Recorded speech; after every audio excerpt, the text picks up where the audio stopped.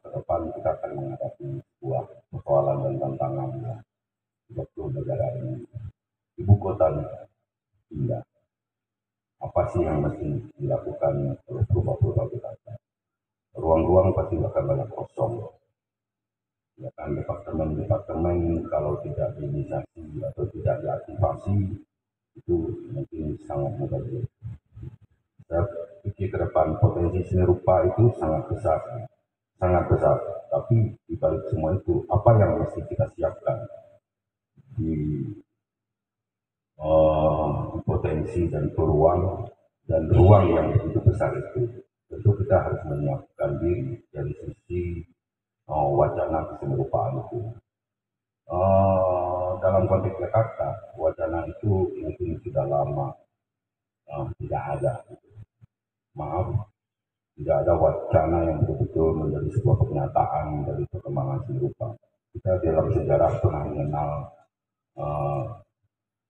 Desember Hitam, gerakan seni rupa baru, gitu kan, gerakan seni rupa baru. Terus setelah itu muncullah beberapa gerakan, tapi tidak sistem. Ya, muncul sekali, hilang. Makanya sinergitas antara kelembagaan dengan para praktisi itu yang lebih penting untuk dihubungkan, untuk lebih intens dibincangkan, sehingga Jakarta akan lebih hebat kali ya. Kehebatan Jakarta hari ini kita lihat dari beberapa event seni rupa seperti Ajarata, itu hanya instalasi ya, instalasi dari pasar seni rupa. Pasar seni rupa bisa dikatakan Ajarata itu bisa dikatakan pasar seni rupa dunia, karena beberapa galeri yang terlibat di pameran itu hadir situ. Tapi itu pertanyaannya, sejauh mana Purba Jakarta bisa hadir di gelanggang itu, dan bagaimana merebut keberhadiran kita di dalam ruang itu. Tentu yang dilihat itu kualitasnya, visi artistiknya gitu, bukan sekedar keterampilannya. Kalau terampil, saya pikir kawan-kawannya terampil semua, tapi mungkin lemah di dalam pewacanaannya, narasi-narasi yang dibangun gitu. Makanya pendampingan praktik kerja artistik itu memang harus kita mulai dari sebuah ekosistem yang betul-betul ideal.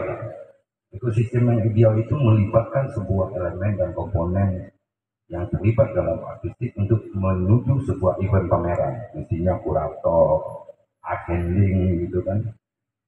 Di sini saya lihat kita masih aja bawa-bawa barang sendiri gitu, gantung-gantungin karya sendiri gitu, milih-milih ruang sendiri gitu. Jadi sementara kalau kita melibatkan art handling, dia akan berbicara masalah skema, masalah dimensi, masalah proyeksi, masalah layer, masalah dramaturgi. Jadi dramaturgi ruang itu dibincangkan. Hal ini yang sebenarnya kita bisa menjadi forum sendiri itu. Mungkin Pak Rifai harus menginisiasi FGD ya, tentang tata kelola bagaimana sebuah pameran betul-betul bisa gitu.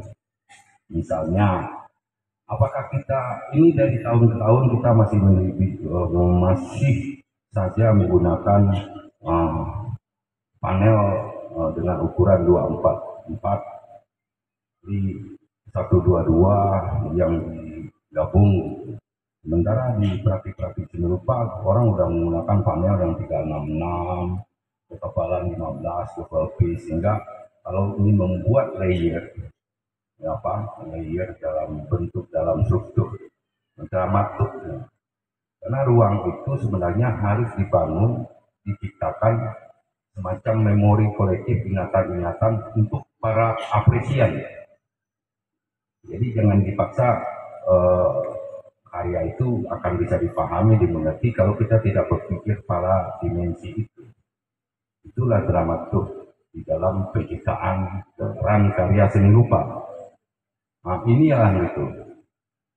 Misalnya gedung ini bisa menjadi representasi kalau kita mempertimbangkan ruang itu sendiri, sehingga dia bagus. pameran itu sebenarnya momentum ya. Begitu juga apresiasi itu, medan transaksi itu juga momentum. Sejauh mana dialektika momentum ini bisa kita hubungkan? Berarti kita harus berhitung betul dengan struktur, dengan ruang. Ya, di kebijakan-kebijakan atau mungkin di politik anggaran, mungkin itu harus dipikirin lagi tuh Pak Rifai. Karena pameran itu betul-betul bukan ada uang sih gelar, tapi minimal dia pasti butuh biaya. Mungkin kawan-kawan di dinas kebudayaan bisa hadir melihat Art Jakarta, Art Garden, Art Moment, bagaimana pasar dikondisikan, sehingga bukan kawan-kawan yang karyanya nggak bagus juga untuk hadir gitu. Tapi minimal dari kalkulasi itu ke depan kita harus berebut positioning itu, sehingga karya-karya itu betul-betul marwahnya, energinya teramplifikasi dengan baik, terjadi hubungan dialektika antara pembacaan dengan para penciptanya, dengan audiennya, dengan apresiatornya, bahkan dengan kolektornya. Jadi tidak ada kesia-siaan di dalam pameran. Begitu. Begitu ya.